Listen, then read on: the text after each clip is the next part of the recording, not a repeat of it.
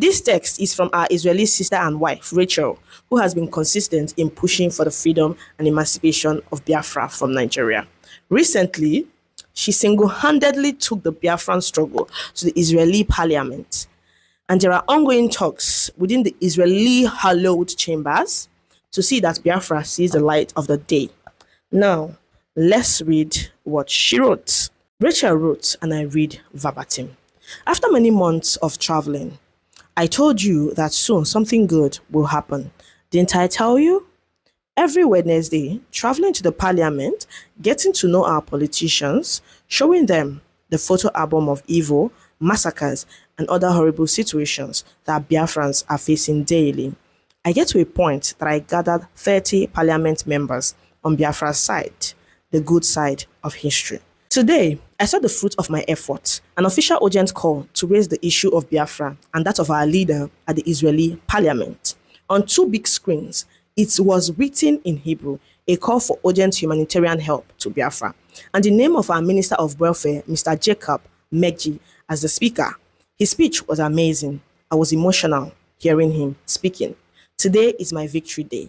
I know how hard I worked for this day, how many days of work I missed just because I insisted to travel every week and spend many hours over there and returning by midnight. Everyone that saw my photo album asked immediately after watching it to support Biafra.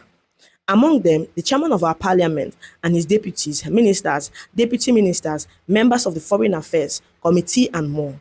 All are with us and will continue to take the Biafra issue forward and make it the agenda of the day. This is my gift for Mazi Nnamdi Kanu and for the people of Biafra, including the fact that IPOB is represented officially and constantly at the Israeli parliament. I saw some posts saying this and that. Some are taking the glory without even doing anything.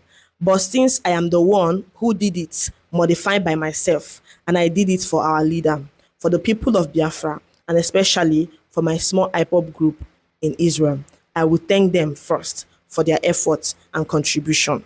I want to thank my coordinator, Mazi Obilo, and appreciate his help, his efforts, and his support. I also thank Mazi Don Rich, our member that joined me to the parliament several times.